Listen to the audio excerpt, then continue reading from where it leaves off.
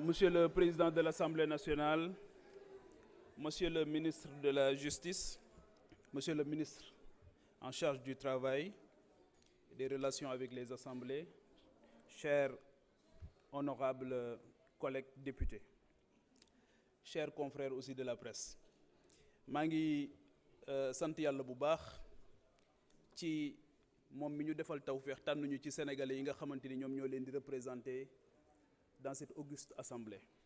Surtout ci 14e législature bii nga xamante ni législature jaar na fi ba tàyyi mais je pense que ne ministres yi fi jaar yëpp xam nañ ne législature bii législature bu am solo la avec des avancées notoires où cette institution a été éprouvée jusque dans son règlement intérieur, dans son fonctionnement.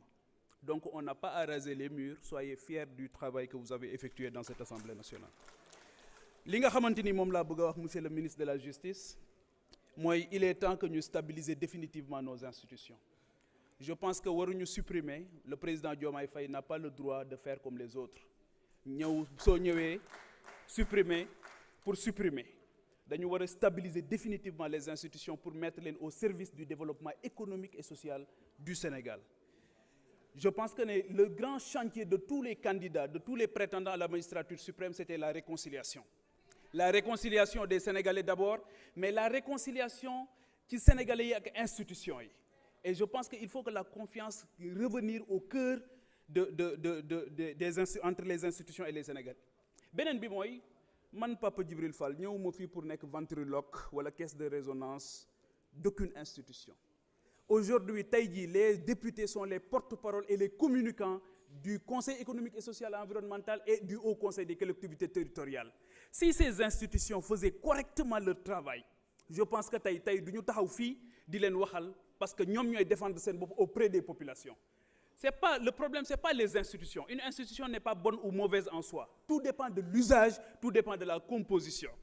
Et je pense que il est évident que ñun en tout cas nekkuñu aligné wuñu aussi ci benn ligne politique, mais nekkuñu fi aussi pour défendre quoi que ce soit. Nous voulons que ces institutions soient supprimées. Nous allons voter pour la suppression de ces institutions. Mais damay paraphraser benn directeur boo xamante ni le président Diomaye Faye moom moo ko nommé. Mu ne dites la vérité avant le retour du bâton. Il faut dire la vérité aux Sénégalais. Et vous êtes en train de rendre un mauvais service au président de la République en voulant lui faire croire que 66 milliards yi moom mooy régler les problèmes des Sénégalais. C'est archi faux. Un pays, ça se construit dans le temps. Un pays, ça se construit dans le temps. Un pays, ça se construit dans le temps. Mais Ismaïla, il faut qu'on s'écoute. Mais non, dama la déglu ma. Monsieur le Président, nañu arrêter chrono. Non, on arrête là. Mais la politique, c'est deux choses. Avoir la capacité de convaincre et la capacité d'agir. Mais il faut qu'on s'écoute, il faut qu'on apprenne à s'écouter. Man fii kenn du fi wax ba ma dagg la. Donc su may wax, il faut qu'on s'écoute. Dites la vérité au président et à son premier ministre. Et vous êtes en train de faire comme les autres, c'est-à-dire avoir un mandat impératif. C'est pas la vocation d'un député. Donc kenn mënuñoo tere lu wax li nga xamante ni moom lañ bëgg a wax. Donc dites la vérité par rapport aux 760 milliards yi nga xamante ni moom lañ la dama paraphraser seen benn directeur bu wax ne dites la vérité avant le retour du bâton. Il faut éviter le maquillage. Dites la vérité sur toutes les questions yi nga xamante dañu interpeller l'avenir du Sénégal. Dites la vérité sur cette fameuse loi bi nga xamante ni moom moo amnistie, parce que aujourd'hui la délinquance galopante partout au Sénégal, c'est parce qu'à un moment donné on nous a parlé de forces spéciales, on nous a parlé de circulation d'armes lourdes et d'armes légères. Donc tey jii ñoo ngi rey nit ñi Sénégalais, mais d'où proviennent ces armes? Donc dites la vérité, dites-nous aussi la vérité par rapport à la lancinante question de l'ONAS. Moi je pense qu'aujourd'hui le ministre en charge de l'hydraulique doit mettre le président de la République à l'aise dans cette affaire, et la meilleure manière c'est de se démettre avant qu'il ne soit trop tard. Loolu mooy jubbanti. Donc nous on ira jusqu'au bout de notre logique qui est de contrôler l'action de l'exécutif, qu'on soit ici ou ailleurs, on continuera de faire ce travail. Sénégalais dañu leen a yónni am ci yéen yaakaar bu rëy ba pare yàkkamti leen. Donc on n'a pas le temps pour le cynisme politique, on n'a pas le temps pour le machiavélisme politique. Aujourd'hui, tout le monde doit se mettre au travail pour permettre à ce pays-là de prendre définitivement la bonne direction. Donc je pense que c'est ce que j'avais à dire. Di leen gërëm, di leen sant. Merci. Merci. Oumar Souane Cissé, vous avez la parole, suivi de Astou Aimé Fall. Assalamu alaikum. Monsieur le Président de l'Assemblée nationale, Monsieur le ministre de la Justice, garde des Sceaux, Monsieur le chargé du travail avec les institutions, maa ngi leen di nuyu. Monsieur le Président de l'Assemblée nationale, maa ngi lay gërëm di la sant ci sa capacité d'écoute, ci sa tranquillité, ci sa yaru ndax lu ne dégg nga ko fii waaye yaa ngi vous êtes resté égal à vous-même. Monsieur le ministre, tey la loi numéro 11/2024 pour la suppression des 2 institutions moo ñu fi indi. La première institution, c'est le Conseil économique, social et environnemental. Une institution qui se trouve dans toutes les grandes démocraties du monde. C'est celle-là que nous voulons non pas dissoudre, mais supprimer. Suivi du HCCT. Également une institution qui émane des assises nationales. Voilà 2 institutions que nous voulons totalement supprimer.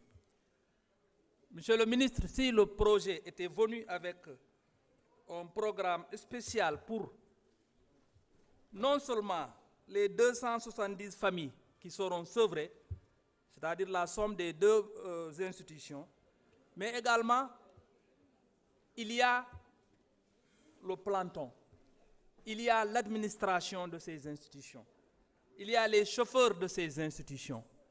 Est-ce qu'un plan a été mis pour, n'est-ce pas, trouver une solution à ces familles? Parce qu'il est plus facile à l'État de trouver 75 milliards que de sauver 270 familles et plus. Parce que les membres ils sont égaux à 270, mais ceux qui tournent autour de ces membres sont très nombreux.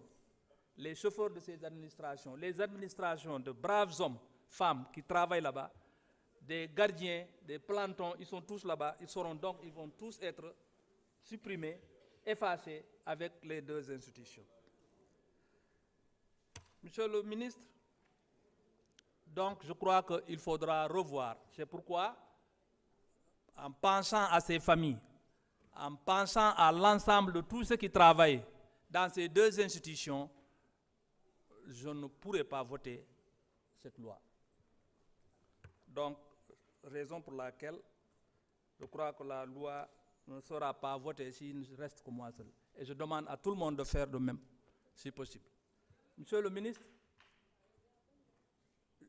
pour Benen Mbir, nous sommes à l'ouverture des écoles. Il y a des bacheliers qui n'ont pas de pièces, qui n'ont pas d'extrait de naissance, ou bien qui ont des problèmes avec les extraits de naissance. Quelqu'un, tu payes pour tes enfants, ils étudient jusqu'au bac, ils obtiennent le bac, et on dit qu'on ne l'oriente pas parce qu'il a un problème d'extrait. Et il n'est pas responsable de ce fait. C'est un fonctionnaire de l'État qui était dans les services de l'État civil qui lui a fait perdre cette situation. Donc je vous demande, monsieur le ministre, solennellement, d'envoyer partout, hein, ce n'est pas dans mon département, dans ma région de Sédhiou seulement, dans d'autres, il y a des cas comme ça, vous trouvez quelque chose d'urgence pour trouver des solutions à ces nouveaux bacheliers, pour qu'ils puissent aller faire leurs études dans les différentes universités du Sénégal. Donc je vous remercie, monsieur le ministre, je remercie tout le monde, l'ensemble. Merci. Astou Aimé Fall, vous avez la parole. Suivi de Sira Ndiaye.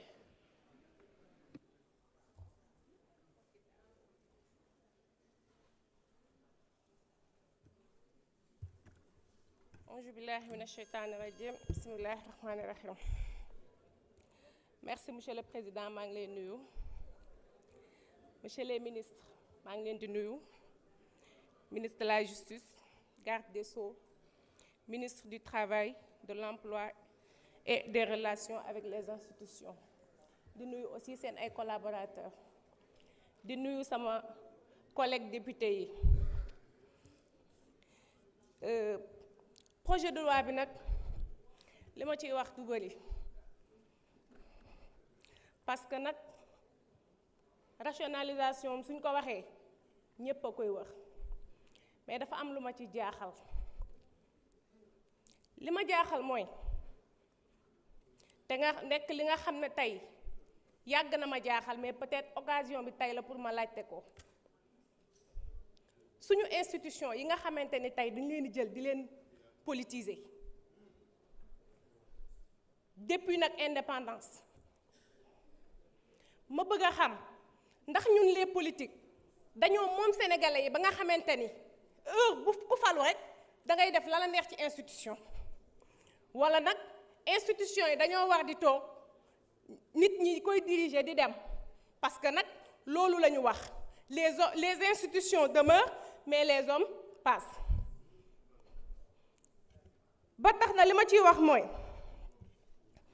à chaque fois dañuy wax le peuple sénégalais tey projet de loi bi oui je suis pour la rationalisation des dépenses parce que nag sénégalais yi dañu sonn wante tey li ma dégg tey ci salle bi ci 15 milliards yi ku nekk di wax ne yóbbul ma ko sama département est-ce que ku ne jar na ko parce que man mii tamit de bu fekkee ne manque rek la mën naa ne yóbbul ma ko département Thiès ca commune de Khombole nag précisément parce que nag la ñu manqué bëri na te soxla nañu ko mais nag yaakaar naa ni 15 milliards yi ñu fi wax mënu ko kon ba pare may laajaat man sama préoccupation bi ma gën a soxal mooy que ni institution yi tey bu ñu leen tasee te loolu monsieur le ministre laa koy laaj ndaxam dañuy indiwaat yeneen wala dañ leen di tas duñu manière définitive nga xamante ni dootuñu ñëwaat li tax may laaj loolu mooy tey dégg naa le ministre de l'urbanisme